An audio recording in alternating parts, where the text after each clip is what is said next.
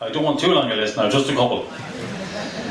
Well, I suppose the classic races are, the ones that give me satisfaction because I won a medal in my career, and they're the ones I suppose I could see in the first 5 or 7 years as a professional that I could win a classic race. And winning Paris-Roubaix, winning Tour of Lombardy, my first one, they gave me great satisfaction. Lombardy, of course, winning, and always your big classic win, your major win.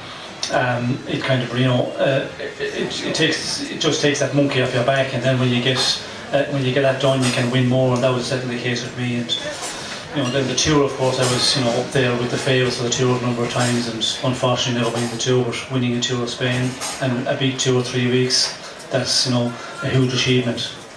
And one of the races everybody remembers is the Milan-San Remo and your descent of the Poggio, where you distance everybody. Can you describe that?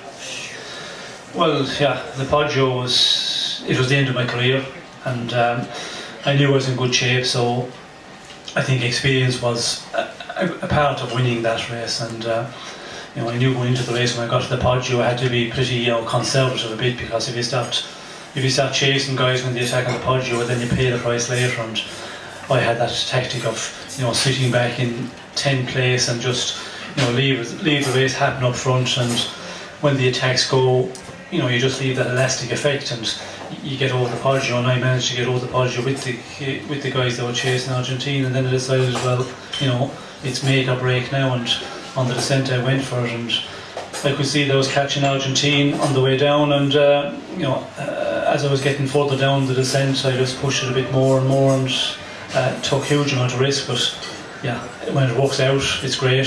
If it doesn't work out in Milan-San Remo, you end up in the glass houses in the tomato plants. Well, they say that the mark on your shoulder is still on the corners on the way down that joke. Well, I think these stories, they always gather legs, and there was never any case where I went that close and never scuffed the ball, thank God, because if you get into a situation like that, well then it's very hard to correct it, and if you get that scare, well then it really puts the shit in the shots, and you lose it from there on. You don't, you lose your confidence, and then you're totally covered. But I got down well, never really got into a big scale moment, and caught Argentina out a kilometre ago and won it in the sprint. That was fantastic. Another feat people may not know about was your descent of the Ventoux with Frédéric Vichot. No, it wasn't the Ventoux, it was Juplain into Morzine.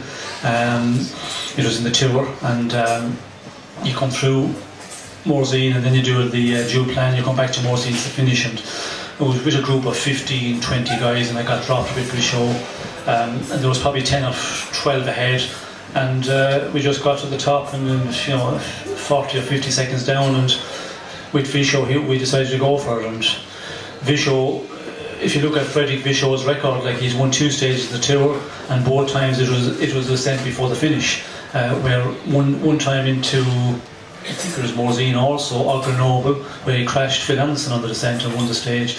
So he was a magnificent descender. So I had that, I suppose, a privilege of having him to make the descent, and I just followed him, and yeah, the speeds were unbelievable. He said, he had a computer, he said 124 kilometres per hour. Not to be tried at home. You were world #1 for 8 years. It's a feat that'll never be surpassed, I think. Who was your most feared opponent? Well, I think they'll differ. If you're talking about the classic races, well, there was always the Van der Aert and Planckaert. Some of the classics, Phil Anderson, Greg LeMond was also up there, and some of them in his early part of his career. Steve Bauer, the Canadian, those were the guys in the classics. And then when you move on to the tours, although I never got to the level where I was really fighting out to win a tour, but Eno was always there, and there was Greg LeMond, and there was a number of other ones. The other Paddy, of course, Stephen Roach. And what about the tour you rode with PDM? You were absolutely flying and you got sick. That was probably the best form you ever had. Thanks to the doctor.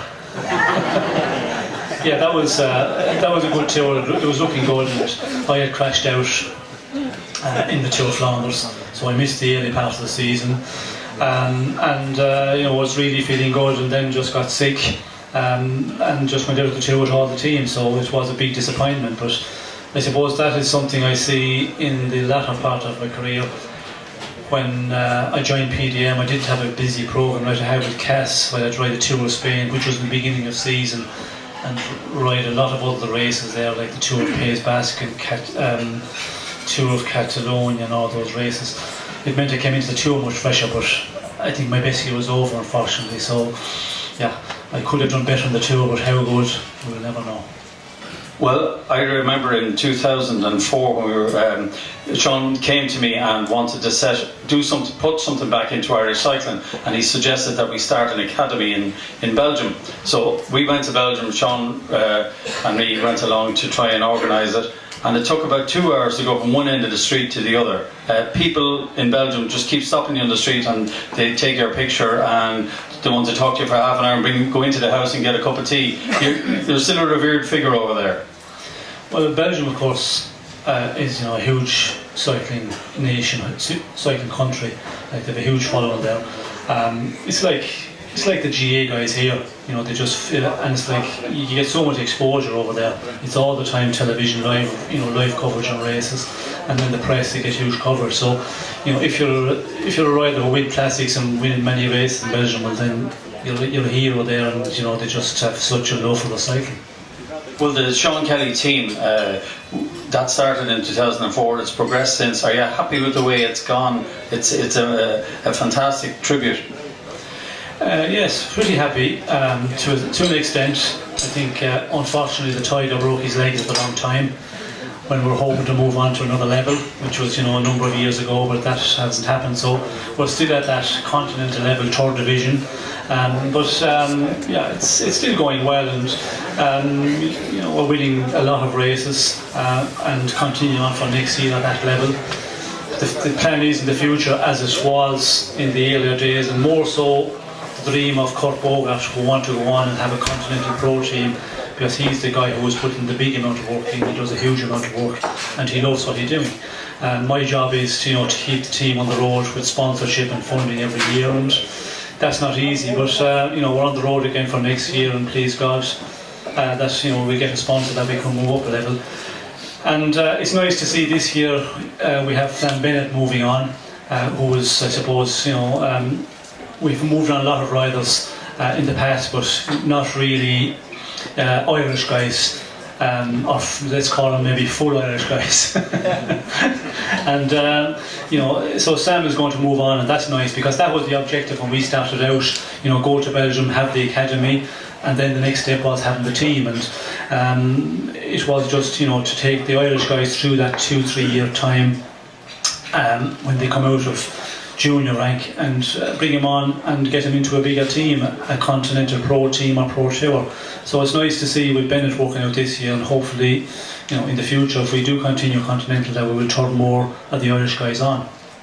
And there's a lot of young people here tonight who are starting their cycling careers. What advice would you give them? Well, I think again, the younger generation now is the opportunity once again. We had a lot of years when the economy was going so well. Cycling, I think, suffered because the club around the country, there's a lot of the clubs, they went pretty dormant because everybody's working so much from morning to night. They were working full time, and husband and wife, they had no time for the voluntary thing within cycling clubs. And that has totally changed, I think, in the last number of years, since the economy has slowed down, and a number of reasons, other reasons, I suppose, the cycle to work scheme, all of that. And people are more health conscious as well now, and you only have to look at out on the roads, the weekends during the summertime, the sportive events, the number of people who are getting out. And for the younger people, that is going to be the advantage, because the clubs are very active again. There's so much clubs starting up around the country now. As you mentioned, there's a huge number here in the Navan Road Club, and a lot of other clubs around the country who have only started in the last 3 or 4 years, and they have 15, 80 members.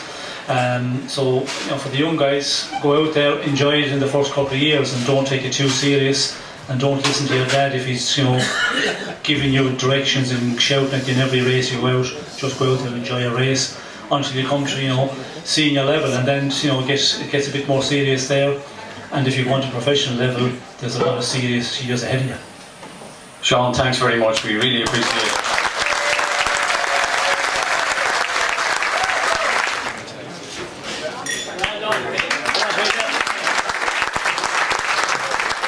Thanks very much. I really appreciate that. I want to tell you a funny story about Cass. When I was an under 16, everybody else fell off in the bike race and I won.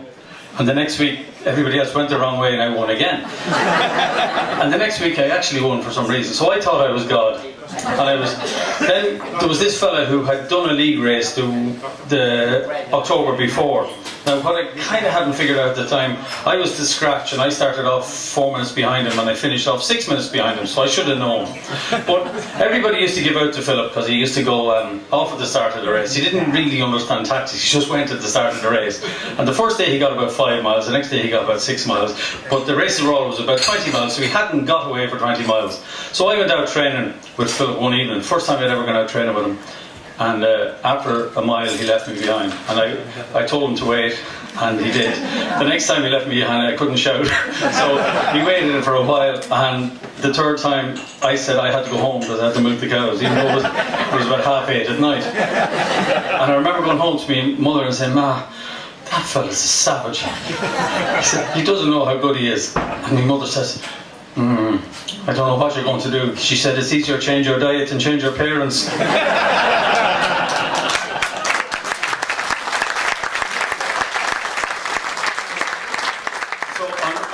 On behalf of everybody who's been involved in Navan Road over the last 60 years, I'd like to say thanks very much for all the effort of the collective people. It's a club like many others in the country is run on a total voluntary basis. It's fantastic, and the spirit of generosity is something that hopefully will live on for a long time to come. So thank you.